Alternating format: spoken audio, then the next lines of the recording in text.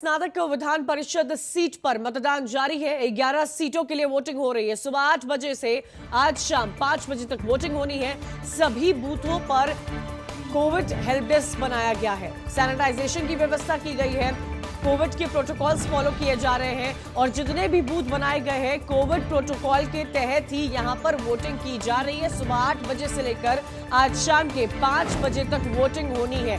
ये तस्वीरें भी आपको बूथ्स की दिखा रहे हैं जहां पर विधान परिषद की सीट पर मतदान जारी है। जनता अपने मताधिकार का इस्तेमाल कर रही है। 11 सीटों के लिए आपको बता दें ये वोटिंग हो रही है। सैनिटाइज की जा रही है। जो बूथ वहां पर बने हुए हैं उनको सैनिटाइजेशन बार बार प्रॉपर तरीके से दिया जा रहा है। जो कुछ कोविड के प्रोटोकॉल्स हैं उनको भी फॉलो किया जा रहा है। हर बूथ पर कोविड हेल्प डेस्क बनाया गया है। सैनिटाइजेशन की व्यवस्था है। हर शख्स वहां पर मास्क पहने हुए नजर आ रहा है। नरेंद्र यादव हमारे साथ जुड़े हुए हैं। नरेंद्र, 11 सीटों पर मतदान जारी है। सुबह 8 बजे से वोटिंग की प्रक्रिया शुरू हो गई है। आज शाम 5 बजे तक चलनी है। कोविड के केसेस जिस तरह से आए दिन बढ़ते जा रहे हैं उसको लेकर क्या सारे प्रोटोकॉल्स फॉलो किए जा रहे हैं? देखिए, केंद्र सरकार द्वारा जारी गाइडलाइन का पालन करवाया जा रहा है। सैनिटाइजर की व्यवस्था की गई है। सबको मास्क लगाने की हिदायत दी गई है। साथ ही थर्मल स्कैनिंग की व्यवस्था की गई है और लोगों को कहा जा रहा है कि एक सोशल डिस्टेंसिंग बना के यानी कि 2 मीटर की दूरी पर 2 गज की दूरी पर ही रहें। और इस तरीके से सुबह 8 बजे से बूथों पर वोटिंग शुरू हो चुकी है। अभी सुबह का वक्त है। अभी कम संख्या में लोग यहाँ पर पहुँच रहे हैं। अगर बात की जाए तो 11 एमएलसी के जो चुनाव होने हैं इसको लेकर के 199 वोटिंग केंद्र बनाए गए हैं, पोलिंग केंद्र बनाए गए हैं जहां पर सभी जिलों में मतदान चल रहा है। अगर लखनऊ की बात की जाए तो यहां पर 19 केंद्र बनाए गए हैं जहां पर मतदान होगा। 17 ब्लॉकों में एक मतदान केंद्र बनाया गया है। साथ ही राजधानी लखनऊ में 2 अतिरिक्त केंद्र बनाए गए हैं जहां पर मतदान शुरू हो चुका है सुबह से। तो एक तरफ जहां कोविड का प्रकोप है, सोशल डिस्टेंसिंग का पालन किया जा रहा है, गाइडलाइन का पालन किया जा रहा है, वहीं बड़ी संख्या में आज वोटिंग होने की उम्मीद है। क्योंकि जिस तरीके से भारतीय जनता पार्टी और समाजवादी पार्टी की प्रतिष्ठा दांव पर है। अगर सदन में सीटों की बात की जाए तो भारतीय जनता पार्टी चाहती है कि ज़्यादा से ज़्यादा सीटें जीत करके विधान परिषद में अपने सदस्यों की संख्या बढ़ाए। वहीं सपा भी इसके लिए जद्दोजहद कर रही कि अपनी पुरानी सीटों को बचाया जाए। तो इस तरीके से उत्तर प्रदेश में 11 एमएलसी के चुनाव की प्रक्रिया इस समय चल रही है और जिसका मतदान सुचारू रूप से अभी तक संचालित हो रहा है। नरेंद्र, 11 सीटों की अगर बात की जाए तो साफ तौर पर यह देखा जा सकता है कि बीजेपी और समाजवादी पार्टी में कड़ी टक्कर नजर आ रही है। पिछले चुनाव की भी, उपचुनाव की बात की जाए जो उत्तर प्रदेश में हमने देखे थे उसमें भी बीजेपी ने जीती थी सीटें। उससे पहले राज्यसभा चुनाव हुआ था जिसमें बीजेपी के 8 उम्मीदवारों ने जीत दर्ज की थी। लेकिन क्या इन 11 एमएलसी के जो सीटें हैं इन पर जो चुनाव की प्रक्रिया जारी है, समाजवादी पार्टी की प्रतिष्ठा साफ तौर पर दांव पर लगी हुई है? क्योंकि आने वाले 2022 भी सभी स्टेट पॉलिटिक्स की जितनी भी पार्टियां हैं उनका भी मंथन जोर हो चुका है इस वक्त तक।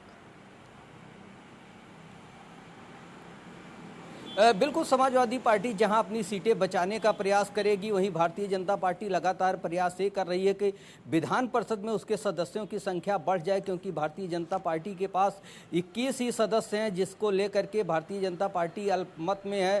सरकार विधान परिषद में अपने बिलों को पास करवाने में काफ़ी जद्दोजहद का सामना करती है। ऐसे में लगातार भारतीय जनता पार्टी चाहे वो राज्यसभा हो, चाहे विधानसभा हो और चाहे विधान परिषद हो, सभी में अपनी सीटें लगातार बढ़ा रही है। जिसको लेकर भारतीय जनता पार्टी की तरफ से बड़ी तैयारी की गई थी। पार्टी के कार्यकर्ताओं नेताओं के साथ सीएम योगी आदित्यनाथ लगातार संपर्क में थे और लगातार इसकी मॉनिटरिंग की जा रही थी। तो कहीं ना कहीं भारतीय जनता पार्टी की साख दांव पर है। वो ज़्यादा से ज़्यादा संख्या में अपने विधायकों को जिताने का प्रयास करेगी। फिलहाल 3 दिसंबर को इसकी काउंटिंग होगी, उसके बाद पता चलेगा। लेकिन निश्चित तौर पर कहा जा सकता है कि भारतीय जनता पार्टी इस मुहिम को, अपनी जीत की मुहिम को आगे भी बढ़ाते हुए नजर आ सकती है। रखना चाहती नरेंद्र, एक और बात यहाँ पर समझाइएगा क्योंकि कोविड का समय चल रहा है और आमतौर पर देखिए ठंड के समय केसेस भी बढ़ते जा रहे हैं। दिल्ली एनसीआर की अगर बात की जाए तो सख्त प्रावधान यहाँ पर रखे गए हैं। लेकिन क्या वहां पर जहां पर वोटिंग हो रही है सोशल डिस्टेंसिंग का पालन किया जा रहा है? क्या हर उस शख्स की थर्मल स्क्रीनिंग की जा रही है? बिल्कुल थर्मल स्क्रीनिंग की जा रही है क्योंकि वोटर्स बहुत ज़्यादा संख्या में नहीं हैं। इस वजह से बहुत ज़्यादा दिक्कत नहीं आ रही है। आम चुनाव नहीं है, इसमें स्नातक हिस्सा लेते हैं और शिक्षक हिस्सा लेते हैं। तो ऐसे में जो पोलिंग बूथ बनाए गए हैं वहाँ पर लोग आराम से सोशल डिस्टेंसिंग का पालन करते हुए, थर्मल स्कैनिंग करवाते हुए और मास्क लगाकर यानी कि गाइडलाइन का पालन करते हुए मतदान कर सकते हैं। अगर राजधानी लखनऊ की बात की जाए तो जो शिक्षक के चुनाव होने हैं, शिक्षक एमएलसी के, उसमें 37,000 से कुछ ज़्यादा ही वोटर हैं और स्नातक एमएलसी की बात की जाए तो 5,500 से कुछ ज़्यादा वोटर हैं। तो बहुत ज़्यादा वोटर नहीं है। इसमें से देखने वाली बात होती है कि कितने फीसदी मतदान होता है। तो ऐसे में कोई बहुत बड़ी समस्या नहीं आएगी गाइडलाइन को पालन करवाने में। जी तो चलिए, कोई बहुत बड़ी समस्या नहीं आएगी, लेकिन इस बात का ध्यान देना चाहिए और पुरजोर तरीके से इस बात का पालन भी करना चाहिए कि कोविड का समय चल रहा है, प्रॉपर मास्क का इस्तेमाल होना चाहिए, सैनिटाइजर अपने साथ अमूमन कैरी करके ही घूमिए क्योंकि वो आपके लिए अच्छा है। लेकिन नरेंद्र, यहाँ पर एक और बात सामने आती है, जिस तरह से बीजेपी पार्टी और समाजवादी पार्टी आपस में आमने सामने खड़ी हुई है, क्या जो भी नतीजे सामने आएंगे, परसों काउंटिंग होगी, परसों 3 दिसंबर की तारीख रखी गई है, वो आने वाले 2022 पर उसका इम्पैक्ट होने वाला है विधानसभा चुनाव के लिए?